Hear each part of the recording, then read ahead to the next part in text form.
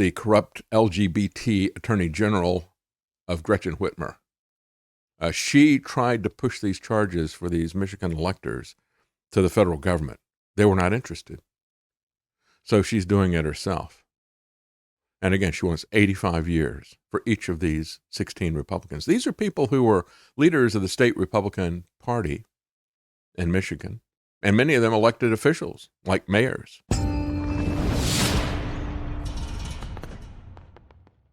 But I want to focus on what's going on in Michigan, because I think this is the true outrage, and it's not really being picked up except by the left. The left is picking it up and saying, see, look at these criminal Republicans out there trying to get Trump in office. And I don't see the conservatives coming to the rescue or the defense of these people in Michigan. I think this is one of the most egregious things. This is like that case, like I mentioned, the elderly pastor and the person, they were there on January the 6th, and they said, it's super cold out here. We're getting numb, and these elderly men have to use the bathroom. And they got there long after any violence was going on, and there were police standing there at the door, and they went up and said, is there some place we can use the bathroom? Sure, you can come on in here. It's right around there. And they went in there. They were in there for 9 minutes. And they are looking at decades in prison now. They went in, used the bathroom. They came out. They said, how do I find where should I go to get out of here? They said one female police officer tried to direct them onto the floor of the Capitol building, the chamber. And they said, she just seemed wrong about that. So they went in the opposite direction, and they found their way out. They were in for a total of 9 minutes. And these guys are looking at decades, which for the elderly men will be life sentences. For asking some police officers, can I use the bathroom? Sure, it's right in here. Life sentence. Nobody's coming to their rescue. Nobody's talking about that. Everybody's talking about Trump. You understand how he is the focus. We don't care if they do CBDC. We don't care if they lock us down in smart cities or freedom cities that he puts out there. If they put down a 5G control grid, if they take our cars, if they destroy our food supply, if they geoengineer the planet, get rid of the CO2 and the sunlight and all the rest of this stuff. We don't care what they do to us. What are they doing to Trump? That's what I want to know. What are they doing to Trump? Well, here's what they did to these Michigan legislators. And I got to find, here it is. Anybody else is not permitted to come in?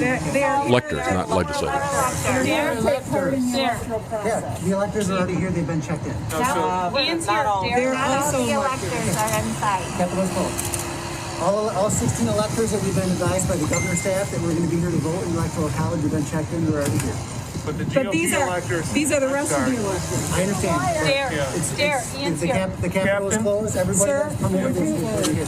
Captain, the electors are also, the GOP electors are also on the governor's certificate of ascertainment. I'm not going to get into a political debate. I'm following orders. Political debate. Okay. It's the official sealed document. The certificate of ascertainment has also the GOP electors. They are here.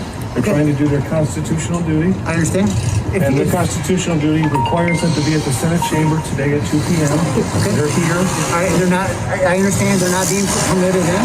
If you have a problem, you can contact the governor's office, the Speaker of the House, the Senate Majority Leader, or. I saw the governor's press release this morning that said due to COVID. Is that the reason being given? No. All right, that was what the press release said. Is there another reason why? You'd have to ask the governor's office to answer that question. I don't have. We have a copy of paperwork that was prepared as electors under their constitutional duty. Can I speak to the Sergeant of Arms of the Senate to deliver it to the chamber today? He's in the meeting right now with the Electoral College. He's not available to me. Captain Green, is it Captain? First Lieutenant Green. First Lieutenant, can you deliver this? I cannot. Okay. Is there anyone here that's willing to allow us, I've got elected officials and electors, to deliver this to the Senate today at 2 p.m. Okay. I can ask the Senate Majority Leader, the House Majority Leader, and Senator Mike Shirkey, would you deliver that to him? Tell him Ian Northen. You can contact his office directly and make arrangements to drop that off to him, so I'm not going to take anything. You're not letting us in the building. His office is inside. He's not here. What's that? Senator said he's not here. So are you telling me that the Senate chamber is in session and the Senate leader's not here? Yeah. So you'd have to contact his office and make arrangements to meet with him to turn over. Right. Somebody from the governor's team that's running this? You'd have to contact the governor's office with their team to make arrangements for them. Well, these people are really dangerous, aren't they? Statute MCL. Having a discussion. We got some paperwork here. We'd like to give it. The Senate chamber today at 2 p.m. They're trying. I'm telling you that they're not going to be allowed to enter the Capitol, sir. All right. Thank you, Lieutenant. You're welcome. Thank you.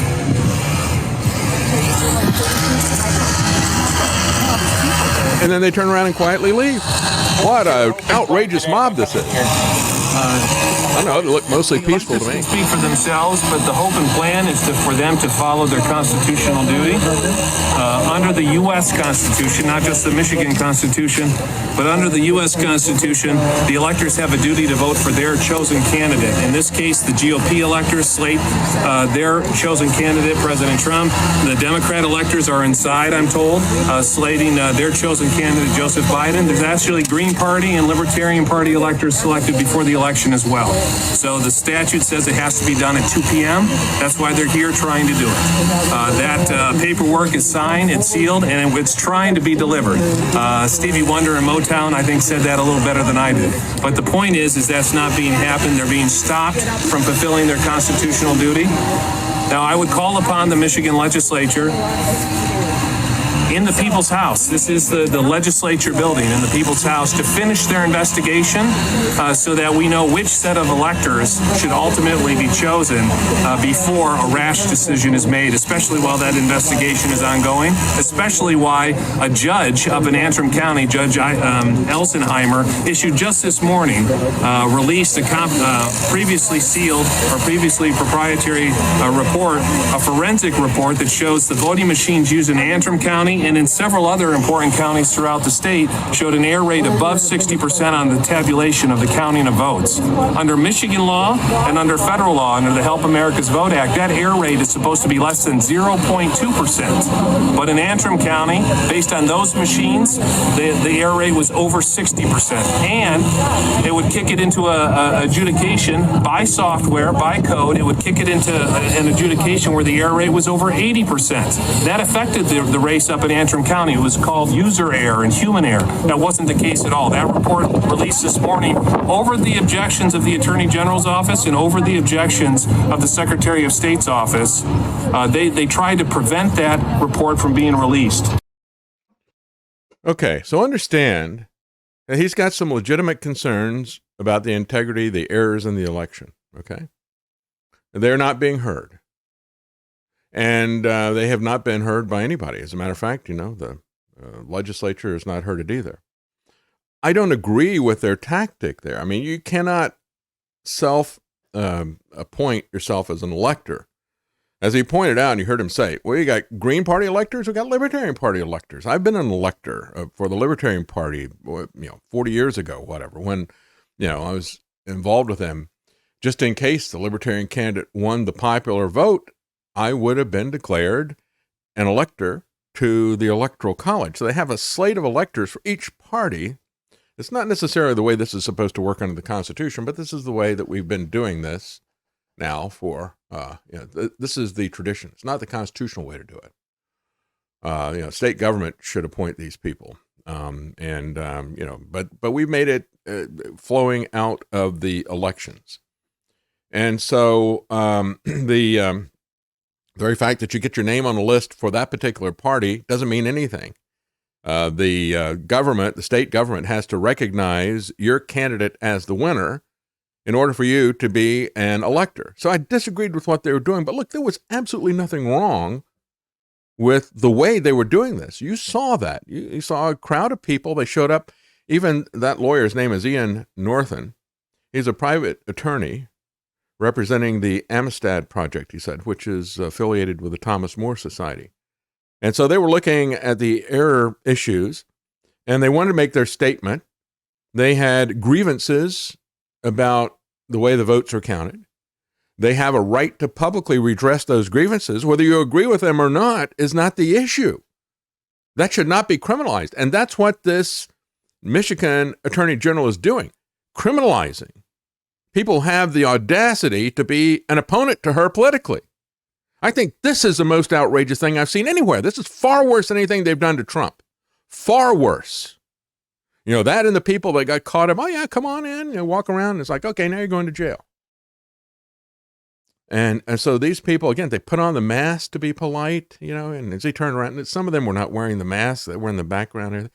And as he turned around, can you will you take this? No, not doing it, not taking it. Will you give it to so-and-so? Will you tell the sergeant of arms to come here and take it? No, not doing anything. No, you're not coming in. I'm not taking anything. You call these people. Well, they're all in there now, you said. Well, I'm not giving it to them. All that type of stuff. Stonewalling them on that. But all of that aside, the fact that they would now criminally charge these people, I said that on December the 14th, as I've said before, that was the day that this happened.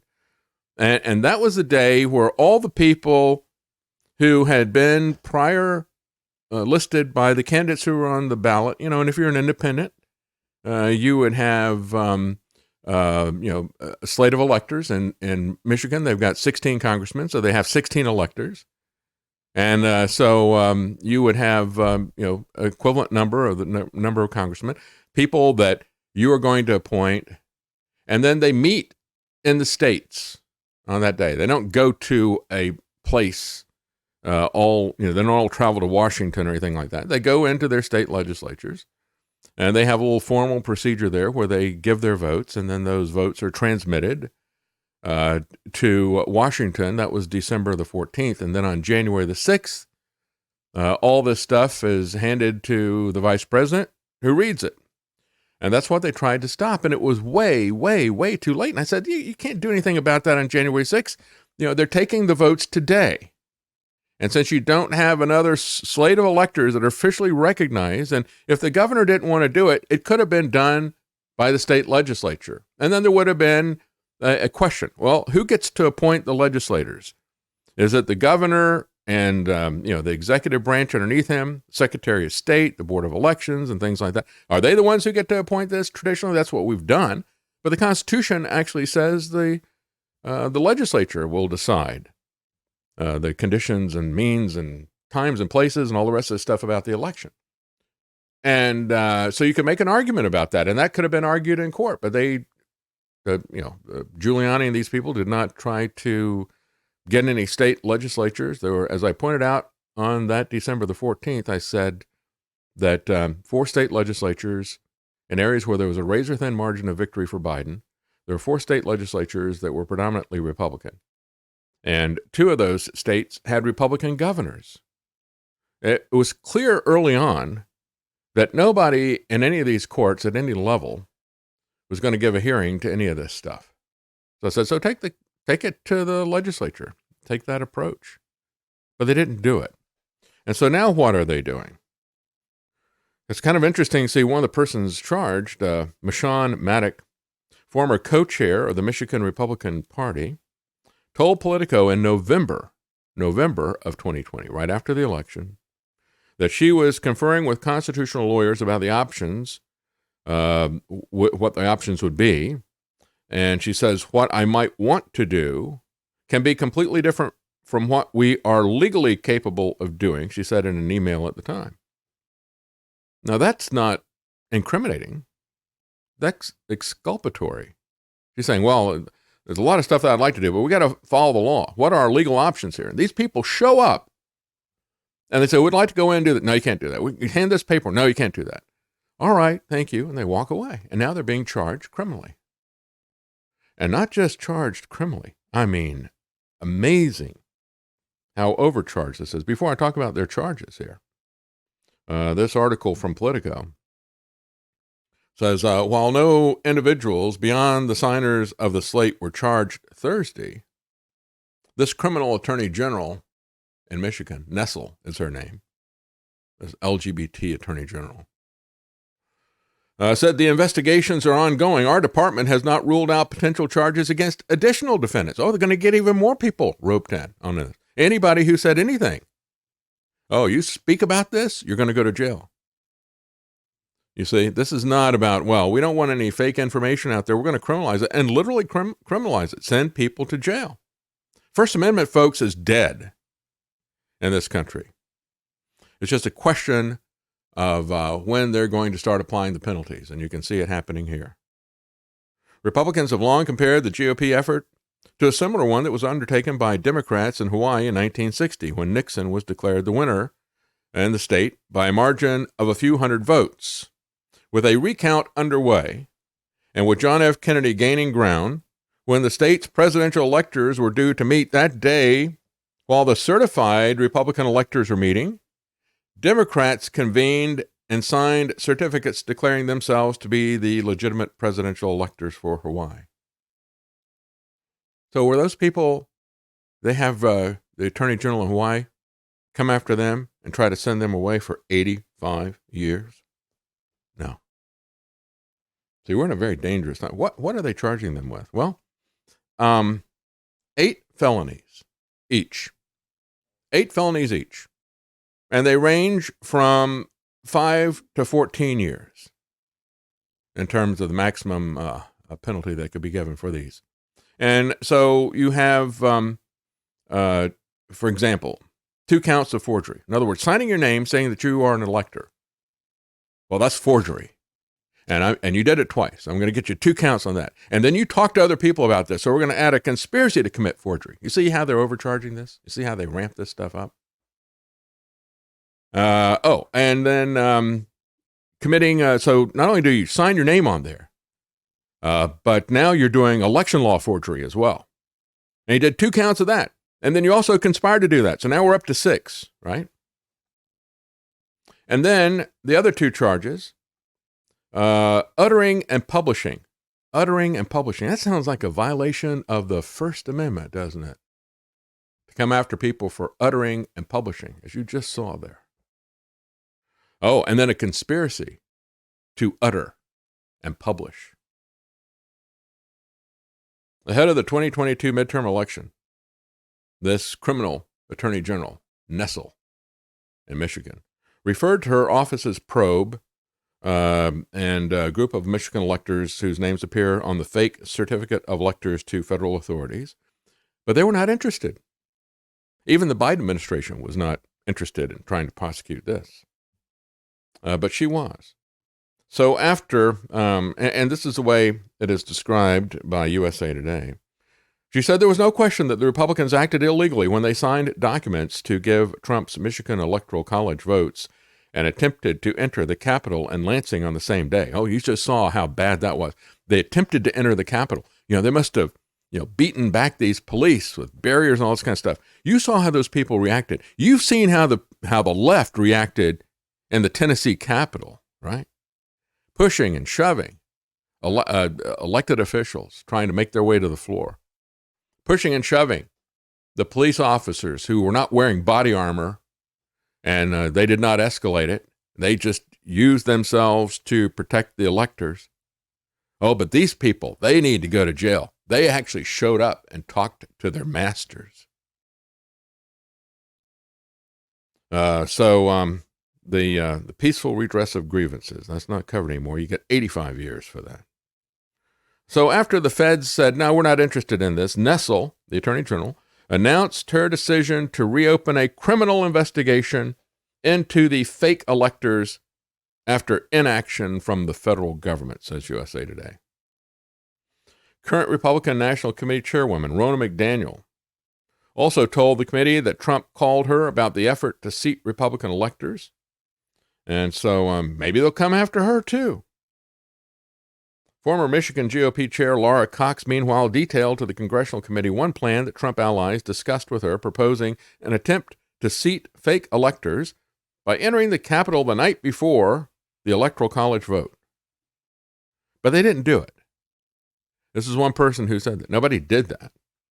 But it is the juvenile desperate mindset, if it's true, of Trump and his people. Look, Republicans, you need to understand that you're nothing but pawns in this Game of Thrones competition between 2 globalist camps. Get that straight. And stop falling into these traps for these clowns. So USA Today, again, without seeing that picture, they like to try to portray this as if these people were pushing their way in. Some Republican lawmakers joined the members of the group of fake Trump electors in an attempt to enter the Michigan state capitol in December 2020. They were denied access. Oh. No, they showed up very respectfully, said, well, thank you, officer, for all your stonewalling. I mean, they weren't even sarcastic like that. Very respectful, walked away, peacefully left, not allowed to speak, not allowed to talk about their grievances. So, yeah, 2 counts of uttering and publishing false stuff, and a conspiracy to do that as well. And then you signed your name twice, and so we're going to get you on that as well. Yeah, it truly, truly is amazing. Well, we're going to come back and we'll talk about something else that was faked. You know, the New York Times is now, even the New York Times, is pointing out that the CDC and these other people under Trump were faking COVID deaths, inflating them by as much as a third. And if they're admitting to that, it's far worse than that. But of course, nobody's going to go to jail for faking deaths, faking a pandemic, locking us down, destroying the Constitution, putting us in trillions of dollars worth of debt, killing people with financially incentivized malpractice death protocols, and then spending tens of billions of dollars channeling it over to the pharmaceutical industry so they could create toxic injections. Nobody's going to go to jail for that. Nobody. Nobody. Stop protecting these people.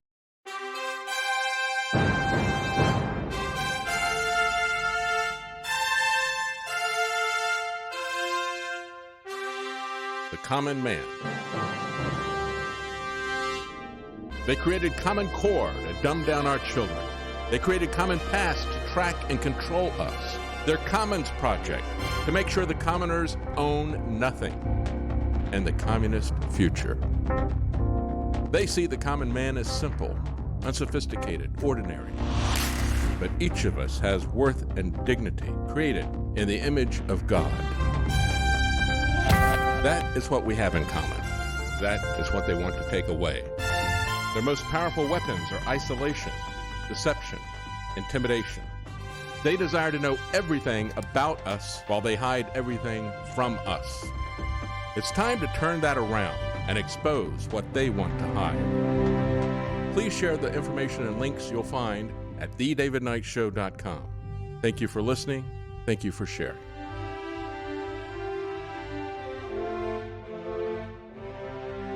If you can't support us financially, please keep us in your prayers. thedavidknightshow.com.